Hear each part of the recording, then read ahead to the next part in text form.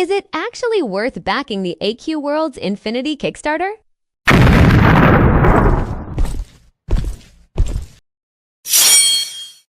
Welcome to the channel. I've been a dedicated AQ 3D player since 2015, but my AQWorlds journey started back in 2008, around 2017. I stepped away from AQWorlds because a Q3D felt like a new adventure and a new hope for me. I've never regretted that choice. Still, AQWorlds holds a special place in my heart. I always wanted to return, but missing so much content and getting deeply invested in a Q3D kept me from fully going back.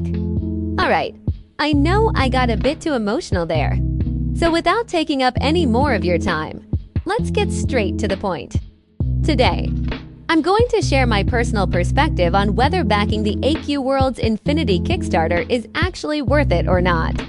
Let's start with the Kickstarter tiers. The first one is the $1 pledge. Honestly, it doesn't offer much, just a symbolic badge. No real in-game rewards.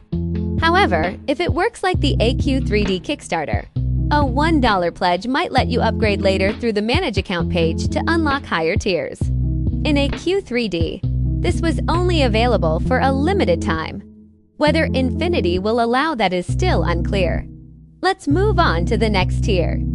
The $25 Founder tier gives you the exclusive Infinity Hero class with unique Kickstarter art, plus a full hero armory including weapons, armor, helms, capes, and even a pet.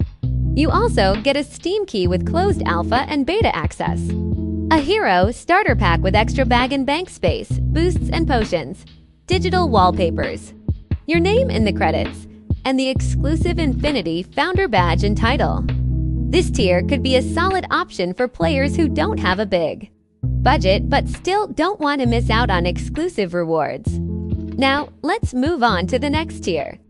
The $50 tier feels a bit underwhelming to me. Being able to choose only one of the sets shown on screen doesn't seem entirely fair. However, the fact that you're guaranteed to receive all previous rewards might balance it out slightly. Still, personally, I don't see this as a very appealing tier. Let's move on to the next one. The $60 tier feels more reasonable compared to the $50 one. For just $10 more, you get the amazing set designed by Daga, which definitely adds value. In my opinion, it's still not quite enough to make it truly impressive, but it's not a bad tier either. Now, let's move on to the next one. The $120 tier turns you into a legendary founder and basically gives you everything from the previous tiers. Plus exclusive bonus! You get a massive flying castle player home with customizable rooms, all good, evil, and chaos epic packs and pets, a pre-release class pass for upcoming classes, 3 exclusive spellstones, and the legendary founder title. This is where the rewards start to feel truly premium. Just like in the AQ3D Kickstarter. This tier seems like the most reasonable option outside of the ultra-exclusive rewards, especially if you can afford it.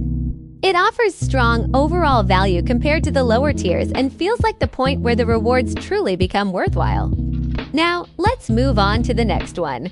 The $250 Immortalized Founder tier makes you part of the game's history. Your character becomes an in-game statue displayed in the Founders area for all players to see, plus a house item version you can place anywhere. You'll also get a special flying castle version with a pedestal for your statue.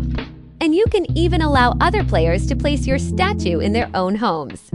I'm not sure if this tier is truly worth it considering the $250 price tag. While the rewards are unique and definitely prestigious, it feels more like a luxury option than a practical one. So far, the $120 tier still seems like the most reasonable and balanced choice overall. Now, let's move on to the next one. Now we're entering the truly exclusive tiers, and this is probably the one I might personally buy. The $500 tier is limited to just 13 people, compared to 40 in the AQ3D Kickstarter, which makes it more about speed than money. However, I think it's missing variant codes for the custom sword, especially for players who'd rather share it with only a few friends. Maybe they'll update it. Let's move on to the next tier. The next tier is the $1,500 package, and it's a huge one. Don't forget, it also includes the custom weapon designer tier. Yes, $1,500 sounds expensive, and it is, but the same tier cost $2,500 during the AQ3D Kickstarter. So that's a $1,000 difference. It's clearly aimed at players with a strong budget and is limited to just 9 people. Whoever gets it, I hope they truly enjoy it. Now, let's move on to the next tier. And finally, the ultimate tier, limited to just 1 lucky person. While the full details aren't completely clear, I can make a good guess. The Artix team invites you to their studio, covers a 2-day stay at a nearby hotel, gives you a studio tour, and lets you help design an in-game story based on your ideas. It's incredibly cool and incredibly expensive. I imagine it'll be similar to the $5,000 AQ3D Kickstarter tier. Alright everyone, that's the end of the video. This one probably took me over 2 hours to put together. Thank you so much for watching and sticking with me until the end. If you enjoyed the video, don't forget to like and subscribe. I'm really curious to hear your thoughts on the Kickstarter tiers, and I'll be replying to all of your comments. See you in the next one.